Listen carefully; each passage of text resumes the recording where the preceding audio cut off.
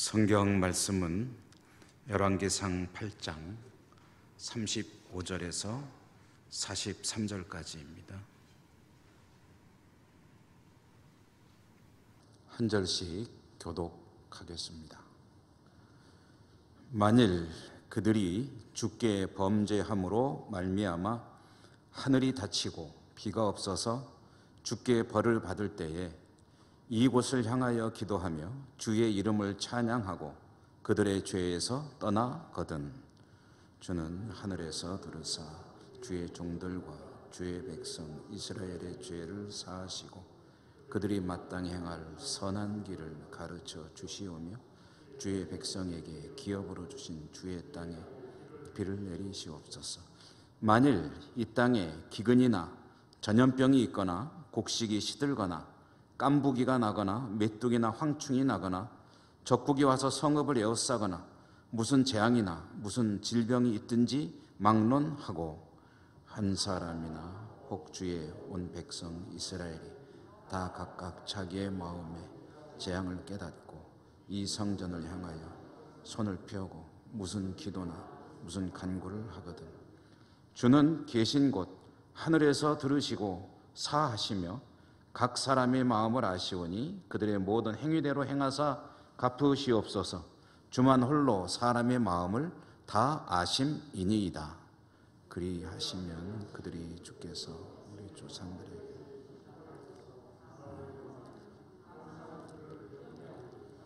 또 주의 백성 이스라엘에 속하지 아니한 자 곧 주의 이름을 위하여 먼 지방에서 온 이방인이라도 그들이 주의 크신 이름과 주의 능한 손과 주의 펴신 팔의 소문을 듣고 와서 이 성전을 향하여 기도하거든 주는 계신 곳 하늘에서 들으시고 이방인이 주께 부르짖는 대로 이루사 땅의 만민이 주의 이름을 알고 주의 백성 이스라엘처럼 경외하게 하시오며 또 내가 건축한 이 성전을 주의 이름으로 일컫는 줄을 알게 하옵소서. 아멘. 오늘도 말씀의 은혜가 풍성하시기를 기원합니다. 열왕기상 읽기 오늘 10번째로 읽은 이 말씀 조금 큰 범주로 보면은 솔로몬이 성전을 완공해서 하나님께 봉헌하여 올려드리는 예식 석상에서 하나님을 향해 올려드리는 기도를 지금 읽어 나가고 있습니다. 우리가 읽은 말씀이 솔로몬의 기도입니다. 솔로몬이 하나님께 올려드린 기도는 상당히 긴 분량이 성경에 기록이 되어 있고 그래서 이 기도의 내용을 크게 나눠보면 세 덩어리로 나눌 수 있다. 그래서 맨 앞에 나오는 서론격인 기도는 여는 기도, 오프닝 기도죠. 그 다음에 중간에 7가지의 하나님을 향한 청원, 이것은 이제 본론이라고 본다면 마지막에 자신의 이 긴 기도를 매듭짓는 닫는 기도라고 할 수 있겠죠. 그래서 이 여는 기도, 서론격에 있는 기도의 내용도 상당히 중요한 의미들을 포함하고 있기 때문에 우리가 수요일에 2차례에 걸쳐서 그 내용을 비교적 상세하게 생각을 해 보았습니다. 그리고 이제 본론으로 들어와서 7가지 간구 가운데 지난 수요일 날에는 2가지의 간구의 내용에 대해서 우리가 함께 알아보았죠. 이 2가지 기도 내용 중에 첫째는 뭐냐 하면은 사회 정의를 구하는 기도를 드렸다. 두 번째로는 국가의 안녕, 안보 그리고 혹시라도 무엇인가를 힘겹게 겪어야 할 시기가 오거나 또는 국권을 상실하거나 그런 상황이 되었을 때 회복을 하나님께 간구하는 그런 청원을 올려드린 그것이 이제 2번째 간구였습니다.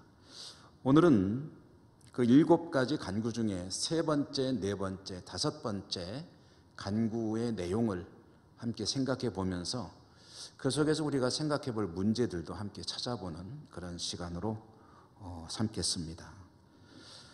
오늘 우리가 읽은 말씀에 좀 세 이 본문의 말씀도 세 덩어리라고 말씀드렸죠. 이 중에서 첫 번째는 비에 관한 기도의 내용입니다. 비, 하늘에서 내리는 비.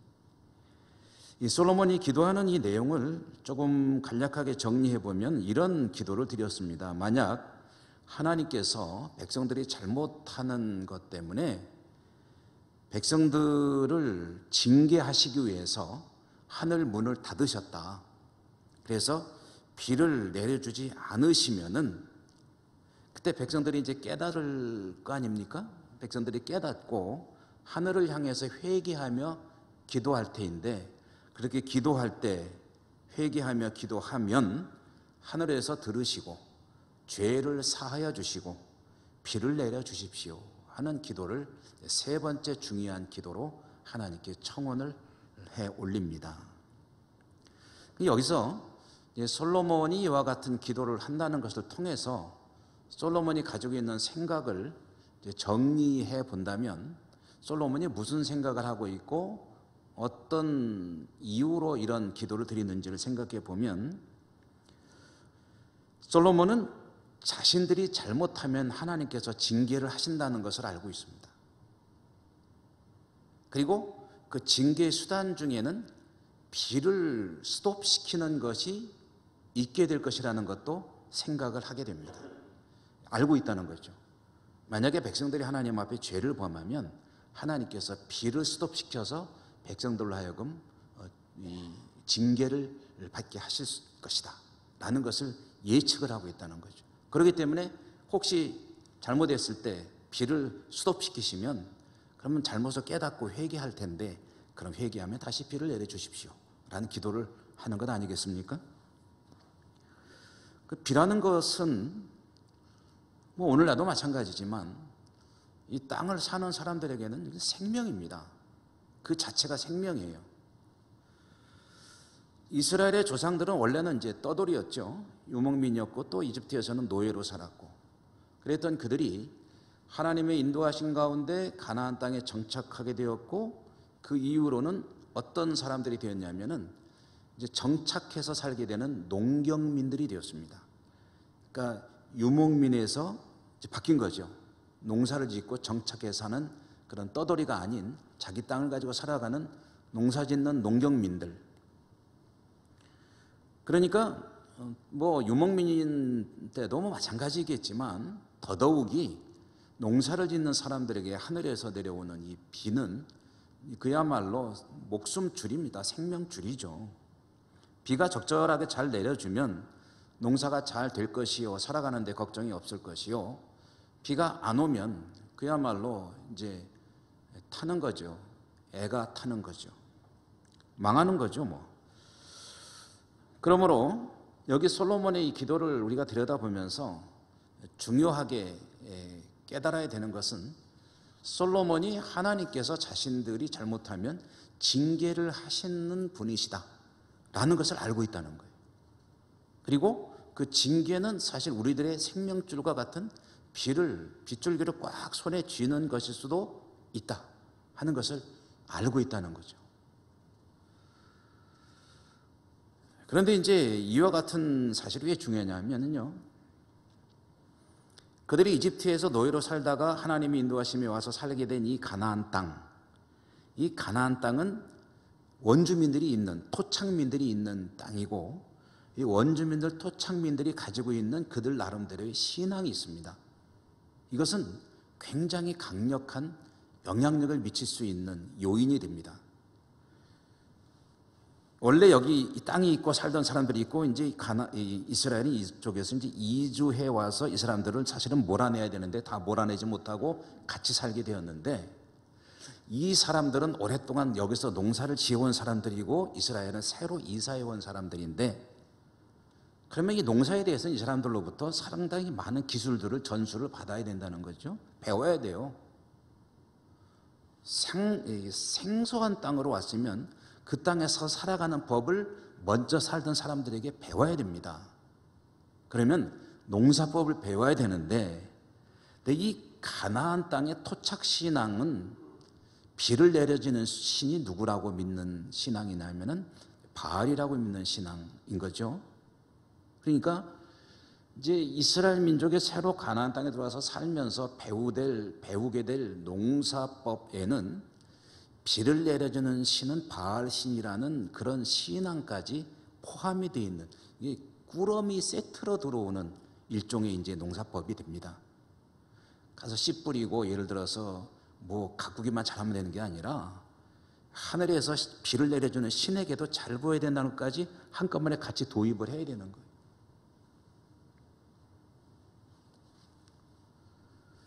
그런 땅에서 솔로몬은 하늘에서 비를 내려주는 분은 사실은 이 땅에서 사람들이 주장하는 바알이 아니라 하나님이시라는 것을 알고 있는 거죠. 그렇기 때문에 혹시 이 백성이 미혹되어서 비를 내려주는 신이 하나님이라는 걸 잠시 잊어버리고, 그리고 바알에게 나가서 제사를 하거든 하나님이 빗줄기를 꽉 쥐어가지고 이 사람들을 정신 차리게 하시되, 만약에 정신 차려가지고 깨닫고 하나님께 나와서 회개하거든 그때는 용서해 주십시오 라는 그런 기도를 드리는 겁니다. 여러분, 이것은 굉장히 이스라엘 민족 역사에서 중요한 문제였습니다. 이거는 사실은 이스라엘 사람들에게는 생존의 문제였고, 생존의 문제에 부딪히게 되면은 신에 관한 것들이 사실 잘 안 보일 수가 있거든요. 만약에 이스라엘이 솔로몬의 기도 내용과 같이 비를 내려주시는 분은 여호와 하나님이라는 것을 굳게 믿고 그 믿음으로 살았다면 아무 문제가 없을 겁니다. 그런데 가나안 땅의 바알 신앙에 만약에 현혹이 된다면, 적어도 다른 건 몰라도 비에 대해서는 이 동네 사람들이 말하는 게 맞는 것 같아, 이 사람들이 더 잘 알겠지, 그래가지고 바알에게 나가서 비를 구하는 그런 신앙으로 가게 된다면 그것은 하나님 보시기에 악한 우상을 섬기는 신앙이 되는 것이고, 그것이 하나님께서 말씀을 통해서 깨우침을 주실 때 깨달아지면 좋은데 그렇게 안 되고 이게 길어진다면 하나님께서는 그것을 이제 징계하시게 되겠죠. 근데 이제 그 뒤에 어떻게 됐느냐, 우리는 그 뒤에 역사를 알고 있으니까 참 애석하게도 이스라엘의 역사를 그 뒤에 나오는 내용들을 보게 되면 이 솔로몬의 우려가 그대로 이루어지는 겁니다. 이스라엘은 하나님보다 바알을 더 많이 의지하는 그런 역사를 써내려가게 됩니다. 그 일의 하이라이트는 너무나도 성경이 유명한 사건 중에 하나이죠. 갈멜산 대결. 아합 왕 시대에 하나님께서 3년 동안을 비를 스톱시키잖아요. 이 대지가 불타오릅니다. 그때에 아합을 섬기는 바알의 제사장들과 이 엘리야의 1대 400, 이 대결이 갈멜산 정상에서 있게 되죠. 그렇게 돼서 결국은 누가 진짜 비를 내리는 신이냐라는 것이 판명은 되지만, 그 한 번의 사건으로 또 이스라엘이 완전히 회개하고 돌아오느냐, 또 그것도 아닙니다. 이스라엘의 전 역사를 통해서 이스라엘 민족이 남왕국과 북왕국이 여호와 하나님을 신실하게 섬겼던 시절은 손꼽아 볼 수 있을 정도밖에 안 돼요. 전체 흐름을 100이라고 친다면 한 10, 15, 20 넉넉하게 잡아서 너그럽게 봐서 20, 그 정도가 들똥말똥 할 정도로 하나님 앞에 신실했던 적은 별로 없고 바알을 섬기며 살았던 것이 그들의 역사였다. 그럴 때 솔로몬의 기도대로 하나님은 그들을 징계했는데 비가 안 오는 징계도 있었지만, 그러나 국가가 위기에 처하는 그런 경우도 있었죠. 그리고 결국은 나라가 망합니다. 나라가 망한 이유가 뭡니까? 우상을 섬겼기 때문입니다. 그리고 그 모든 것이 솔로몬이 하나님께 드렸던 이 기도를 따르지 못하는 그들의 신앙과 삶 때문이었는데요. 여러분, 여기서 우리가 한번 생각해 볼 문제는, 보통 웬만큼 신앙생활을 했다 그러면 기도를 엉터리로 하는 경우는 별로 없습니다. 기도의 내용이 너무나도 엉망이다, 이런 경우는 별로 없어요. 기도는 다 정확하게 바르게 잘 합니다. 하나님께 구해야 될 것을 구하고, 혹시 자신의 문제를 놓고 구하더라도 그래도 하나님께 마땅히 구할 것이라고 생각하고 드리는 기도는 잘못된 게 아닙니다. 그러니까 기도 자체가 하나님 앞에 잘못되는 경우는 그렇게 많지가 않습니다. 물론 순전히 이기적인 어떤 욕심으로 드리는 기도도 없지 않아 있습니다만은, 그런 경우는 뭐 그렇게 많지는 않다는 거죠. 근데 기도는 제대로 잘 하는데, 근데 신앙과 삶의 현장에서는 그 기도한 것과는 별로 상관없이 살아가는 그런 것이 있다면 그게 문제가 되는 겁니다. 기도했으면 자기가 기도한 내용과 조화롭게 살아가는 그 신앙, 그 삶이 굉장히 중요합니다. 기도라는 것은요, 내가 살아낼 수 없는, 살 수 없는 어떤 이상적인 것들을 하나님께 문제풀이식으로 내놓는 정답이 아닙니다.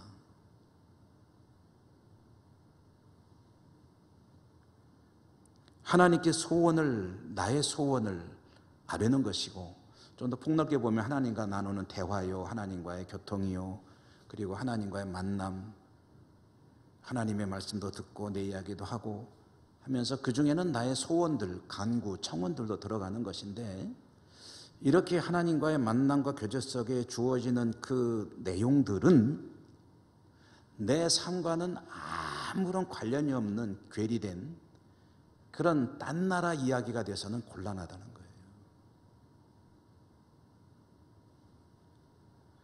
어떤 기도를 하나님께 올려드렸으면 그것이 나에게서 구현될 수 있도록, 실천될 수 있도록 힘쓰는 것이, 그것이 중요하다는 거죠. 솔로몬의 기도는 하나의 어떤 그 목표, 이상을 갖다가 제시하는 것이 아니라 이스라엘 민족이 향후에 그렇게 살아야 될 삶의 문제에 대한 청원이고 간구였습니다. 그러므로 이스라엘 백성이 이제 그렇게 살려고 있는 힘을 다해야 되는 거예요. 혹시라도 잘못한 게 있어서 하나님 비를 내리지 않으시면 뭐 해야 됩니까? 회개하고 하나님께 돌아와야 되는 거죠. 안 돌아오니까 나라가 망하는 길로 가게 되는 겁니다. 물론 하나님의 징계, 그 징계라는 것도 사실은 하나님의 사랑의 또 다른 표현입니다. 징계는 징계 그 자체가 목적이 아니고, 하나님의 징계는 하나님께서 이스라엘을 사랑하시기 때문에 잘못된 길로 갈 때 바른 길로 오도록 이렇게 모는 거죠. 바로 잡아주시는 거죠. 만약에 하나님께서 이스라엘에 대해서 관심이 없거나 사랑이 없으시다면 엉뚱한 길로 가게 그냥 내버려 두는 것이, 그게 사랑이 없고 관심이 없는 그런 대응입니다. 잘못 가거나 엉뚱한 길로 갈 때 회초리를 들어서라도 바른 길로 가게 하는 것이, 그게 사랑이죠. 선생님이 학생들이 엉뚱한 짓 하고 도저히 안 되겠다 싶을 때 교육으로 해서 불러서 야단도 치고, 때로는 손바닥도 때리고 종아리도 때리고 회초리를 들기도 하고 아주 어떤 체벌을 가기도 하는 것은 고통을 주는 어떤 그런 가학주의적인 그런 뜻이 있는 거는 절대로 아니지 않습니까? 아이 잘 되라고 그러는 거 아닙니까? 부모의 훈육도 마찬가지고요. 만약에 얘가 어떻게 되든 말든 관심이 없으면 그냥 뭐 지 인생은 저의 것이니 뭐 알아서 하라고 그래, 그러고 행겨쳐 두는 거죠.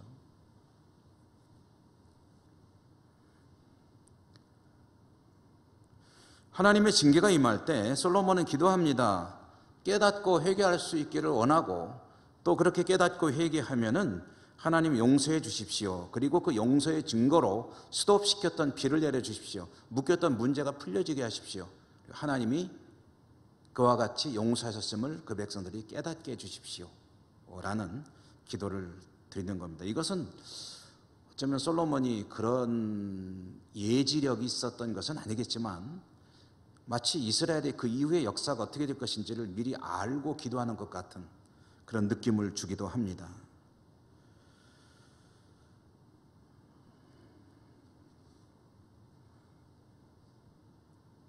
인간은 연약하죠. 저도 그렇고 여러분도 사실 뭐 정도의 차이는 있겠지만 뭐 아주 강하고 굳은 사람들도 있지만 쉽사리 유혹에 넘어가고 하는 사람들도 있잖아요. 인간은 사실 근본적으로 연약한 존재입니다.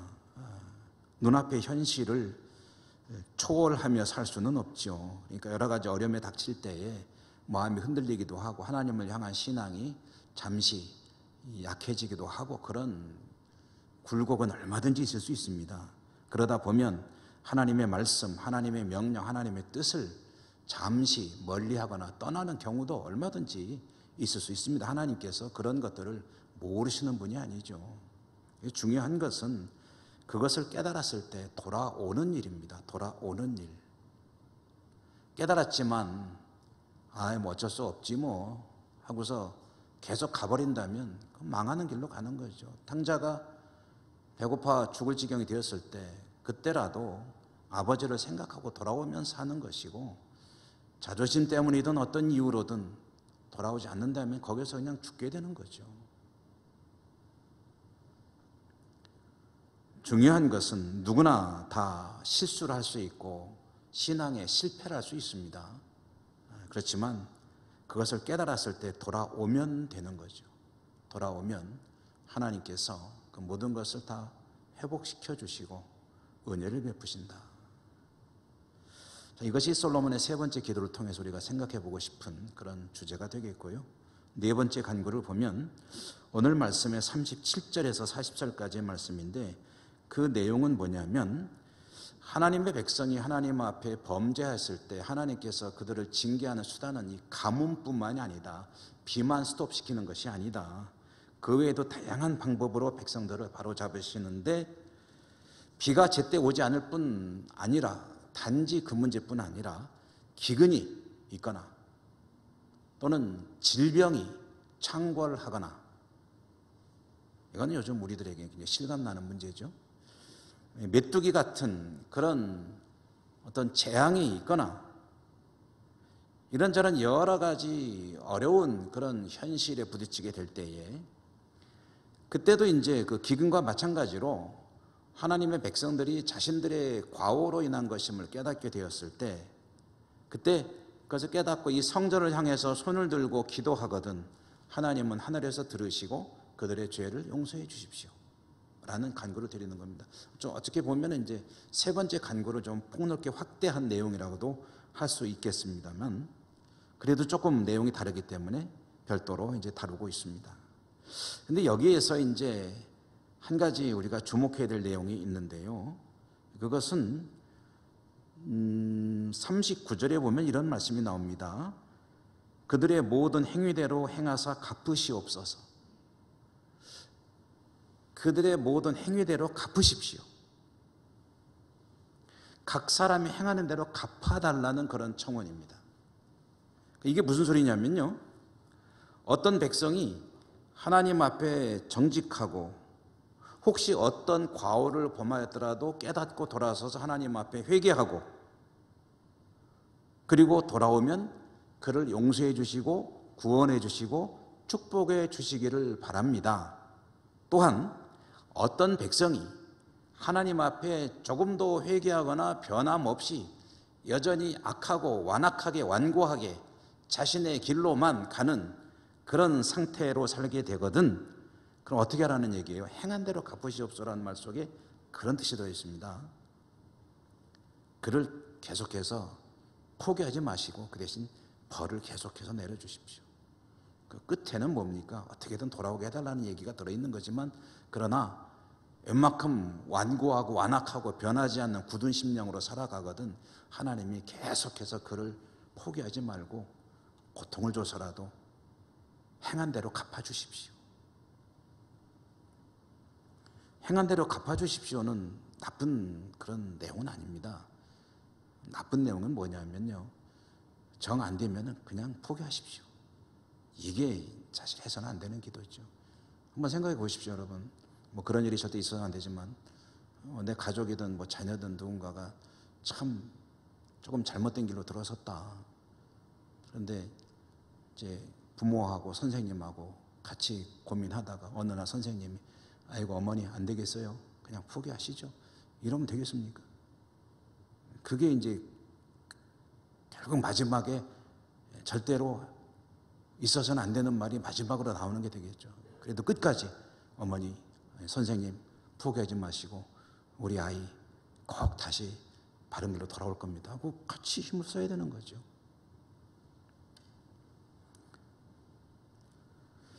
그런데 이와 같이 행한 대로 갚아주십시오. 정직하게 돌아오면은 받아주시고 혹시 잘못된 길로 계속 가거든 끝까지 가서 그를 벌해주십시오라고 하는 말의 그 마지막엔 뭐냐면은 그렇게 하면 이 땅을 사는 사람들이 모두 하나님을 경외하게 될 것입니다. 결국은 마지막 목적지는 뭐냐면 이 땅을 사는 모든 사람들이 하나님을 경외하도록 그들이 행한 대로 갚아주십시오 라는 이 기도가 오늘 이 네 번째 간구의 핵심이 되겠습니다. 하나님을 경외하게 되기를 원합니다 라고 하는 이 말씀이 또 굉장히 중요하죠. 이 경외라는 단어가 하나님을 향한 성도들의 마음의 두 가지 측면 중에 한쪽을 말하는 거 아닙니까? 한쪽은 뭡니까? 하나님을 사랑하고 좋으신 하나님, 너무너무 은혜롭고 나를 사랑하시고 구원하시고 나를 복주시는 그 하나님이라는 하나님 너무 좋아요 하는 그런 하나님을 향한 그런 측면이 있다고 한다면, 또 한편으로는 하나님을 경외한다. 경외라는 말은 뭡니까? 무겁게 여기고 한편으로는 좀 두려워할 수도 있는 그런 의미 아니겠습니까? 하나님을 사랑하며 섬기며 의지하고 너무너무 좋아하며 사는 것, 그 신앙의 너무나도 중요한 요소이지만 한편으로 하나님을 두려워하고 하나님을 무겁게 여기는 것도 반드시 같이 가야 될, 병행되어야 될 하나님을 향한 성도의 자세라는 이야기입니다. 그것을 놓고 기도하는 거예요. 하나님을 사랑하지만 하나님에 대한 경외가 없다면 하나님은 너무 가벼운 존재가 되어버릴 겁니다. 그렇지 않습니까? 사랑은 하는데 하나님에 대한 무겁게 여기는 마음이 없어요. 하나님은 그냥 뭐 좋기만 하신 분이 되어버리면 그것 참 곤란합니다. 반대로 하나님을 경외는 하는데 하나님을 사랑하는 마음이 없다고 한다면 두렵기만 한 존재가 되는 거죠. 그럼 눈치만 보게 되겠죠. 균형 있는 믿음, 그것은 하나님을 사랑하는 것만큼 하나님을 경외하는 그런 신앙의 내용을 가지는 것이 됩니다. 이것이 네 번째 간구의 중요한 핵심이라고 볼 수 있겠고요. 솔로몬은 이 백성들이 하나님을 사랑할 뿐 아니라 하나님을 경외하는 백성들이 될 수 있도록 그들의 행한 대로 갚으시옵소서라는 기도를 드리는 것입니다. 마지막으로 이제 다섯 번째 간구를 보게 되는데, 오늘은 여기까지만 우리가 생각해 보려고 하는데, 다섯 번째 간구가 오늘 읽은 말씀의 41절에서 43절까지의 내용입니다. 간구하는 내용은 좀 특이한데요, 이방인을 위한 기도를 드리고 있습니다. 이방인을 위한 기도. 내용은 이런 것이죠. 혹시 하나님의 택함받은 백성 이스라엘이 아닌 이방인들이 이 성전을 찾아와서 성전에서 하나님을 향해 기도하거든 그들의 기도도 들어주십시오 라는 기도를, 청원을 올려드리는 겁니다. 이방인들의 기도도 들어주십시오. 하나님 백성뿐 아니라. 왜 그렇게 해야 되느냐? 솔로몬이 이유도 제시하죠. 그렇게 해서 이방인들도 하나님을 경외하고 알고, 그리고 이 성전이 어떤 신을 섬기는 것인지를 잘 알 수 있도록 이방인들조차도 이 신전이 여호와 하나님을 섬기는 그런 거룩한 하나님의 집인 것을 알 수 있도록 그들도 여기를 향해서 기도하면 그들의 기도도 이루어지도록 응답해 주십시오. 역사해 주십시오. 이런 기도를 드리고 있습니다. 여기서 한 가지 좀 이제 우리가 가지고 있는 어떤 성경이나 성경 지식이나 이런 것에 의하면은 솔로몬이 이방인을 위해서 기도한다는 것이 조금은 의아하게 느껴질 수 있습니다. 왜냐하면 성경을 통해서 우리가 가지고 있는 선입관은 이스라엘 백성들은 이방인을 사람 취급을 안 하고, 그리고 굉장히 배제하고 배척하고, 그리고 멸망받을 존재로 여기는 그런 사람들이 아니냐, 이런 생각을 하고 있는데, 그거는 항상 그런 것은 아닙니다. 이스라엘이 이방인을 그렇게 배척하고 살던 그런 시기도 있지만 그렇지 않은 시기도 있습니다. 그럼 여기서 솔로몬이 왜 이방인을 위해서 기도하느냐 할 때, 성경을 연구하는 학자들은 여러 가지로 의미를 밝혀보려고 노력하는데요, 가장 많이 언급되는 이야기가 솔로몬은 이방인들에 대해서 그렇게 배타적인 그런 감정을 갖고 있지 않다는 거예요. 특히 자기 직계 조상 중에 여성들은, 그러니까 어머니 계열은 이방인이 얼른 생각해도 둘이나 들어있거든요. 한 사람은 라합, 한 사람은 룻, 이렇게 여성들이 이방족 속에 두 사람이나 섞여 있는 핏줄이기 때문에 이방인에 대해서도 하나님께 기도를 드렸다, 이렇게 해석을 하는 그런 성경학자들이 있습니다. 그리고 또 이제 이 성전을 지을 때에 지대한 공헌을 한 사람이 있죠. 누굽니까? 이웃나라 두로의 히람이라고 하는 사람이 도와주지 않았으면 성전 지을 수 없었습니다. 건축자재도 엄청나게 지원해주고, 성전을 짓는 기술자들도 요즘으로 말하면 건축자재 제공해주고, 건축 엔지니어들, 설계사들하고 그냥 이 기술을, 고도의 기술 가진 사람들을 그냥 많이 보내줬거든요. 그래서 이 건물을 지을 수 있었던 거거든요. 그러니까 이 솔로몬의 마음속에 있는 이방인들은 사실은 그렇게 배척해야 될 존재가 아니라 함께 가야 할 존재이고, 자신이 지은 이 성전 건물을 통해서 이방인들도 하나님을 높이고 경배하는 그런 일이 있으면 좋겠다라고 생각을 했다는 거죠. 이것과 다르게 이제 이것은 저의 해석, 저의 생각입니다. 저의 묵상을 하다가 생각을 해본 것은 이런 생각이 좀 들었습니다. 솔로몬은 요 뒤에 나오는 이제 이야기들인데,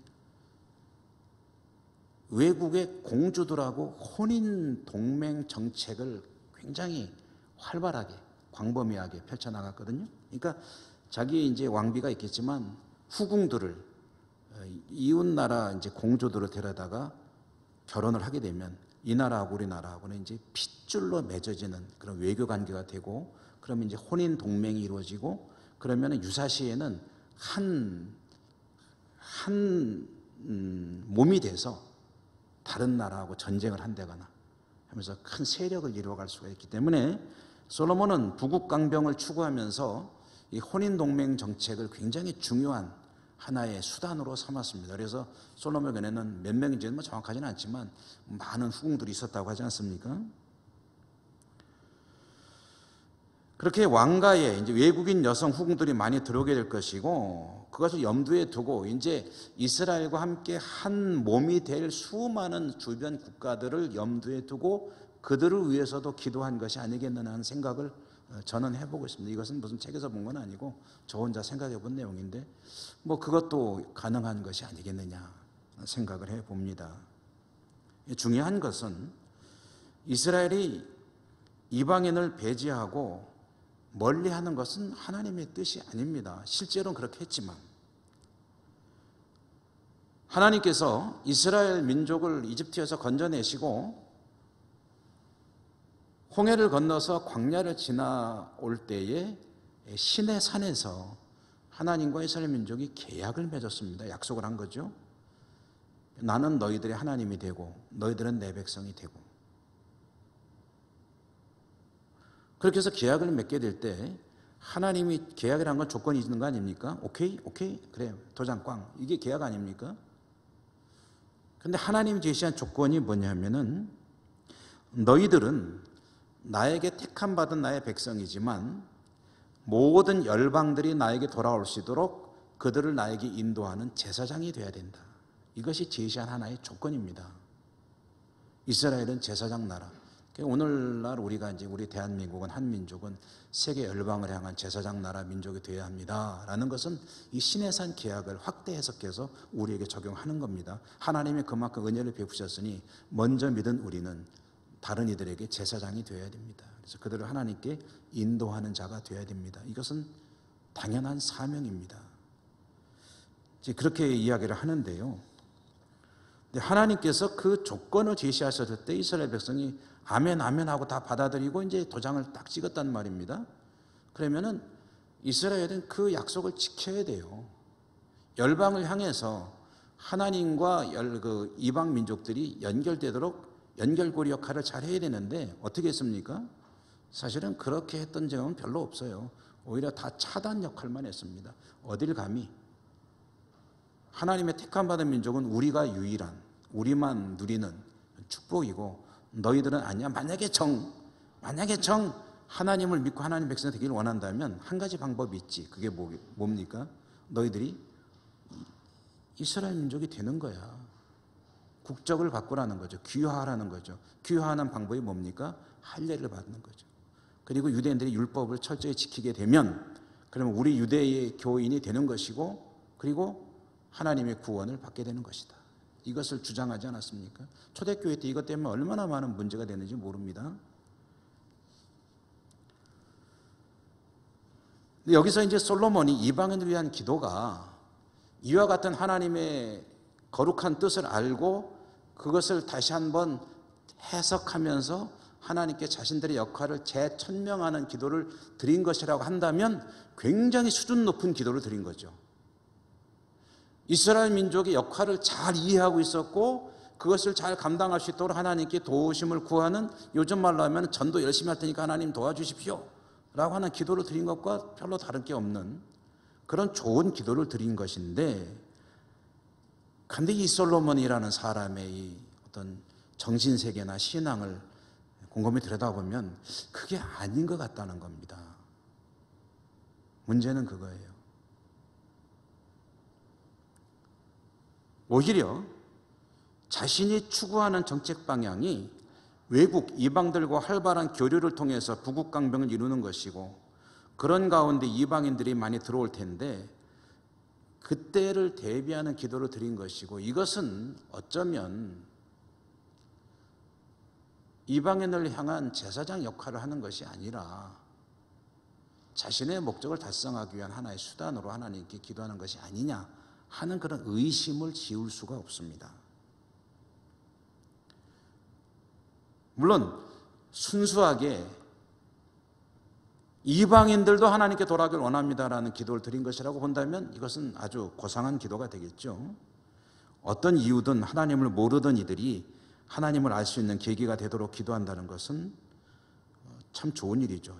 그런데 좀 전에도 말씀드렸지만 여러분, 중요한 건 뭐냐면 솔로몬이 그런 의도로 기도를 드렸다면 이방인들이 하나님을 알 수 있기를 원합니다 하고 그런 기도를 드렸다면 그것을 위해서 자기가 할 역할을 감당을 해야 이게 진짜 기도가 되는 거죠. 안 그렇습니까? 이런 얘기입니다.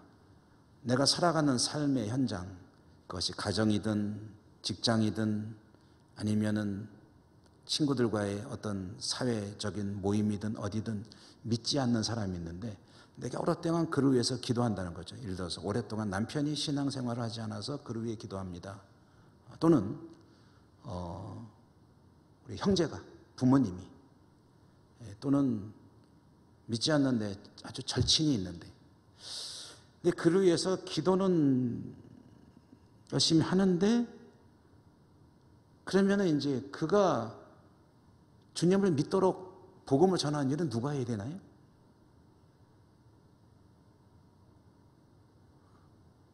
죄송한 표현이지만 남편을 위해서 10년, 20년, 30년 기도했습니다. 그랬는데 그에게 복음을 전할 기회를 만들려고 애를 쓰고 어떻게든 복음을 전하고 신앙을 가질 수 있도록 하는 그 실질적인 전도 행위는 누가 해야 되나요? 교회 전도대가 와서 해야 되나요? 누가 해야 됩니까? 내가 기도했으면 어떻게든 그 기회를 만드는 것은 나의 몫이 되는 거죠. 그거를 할 때에 나의 기도가 진짜 기도가 된다는 말씀입니다. 그러니까 솔로몬이 이방인이 하나님을 알기를 원합니다라고 기도했다면 이방인들이 하나님을 알도록 자기 왕으로서 할 일을 최선을 다해서 할 때에 이 기도가 의미 있는 기도가 되는 겁니다. 그런데 어떻게 됐느냐? 솔로몬의 그 이후의 모습을 우리가 이제 알기 때문에 이 기도가 참 공허하게 느껴진다는 것을 말씀드리는데, 솔로몬은 그 이후에 어떻게 했습니까? 반대로 갔습니다. 외국의 수많은 공주들을 예루살렘으로 불러들였는데, 여러분, 이 혼인을 한다는 얘기는요, 이게 간단한 얘기 아닙니다. 혼인한다는 것은 상대방의 모든 것을 다 그대로 받아들인다는 뜻입니다. 그러면 이방인 공주를 내 아내로, 왕비로 맞이한다는 얘기는 그런 그 나라의 모든 문화와 그 삶까지도 그대로 이제 도입을 하게 되는 거예요. 그러면 이제 좀 우습게 표현하면 이런 겁니다. 시돈에, 예를 들어서 시돈과 두로의 공주를 후궁으로 삼았다 그러면은 이 시돈의 공주가 이제 이삿짐 싣고 결혼하고 이제 같이 살아야 되니까 이제 이사를 오잖아요. 이삿짐 센터 차가 올 때 거기다 뭐를 싣고 오냐면 우상을 싣고 옵니다. 옛날엔 차가 없으니까 이제 수레에다가 우상을 돌돌돌돌 싣고 이제 끌고 오는 거예요. 그걸 어디다 놓습니까?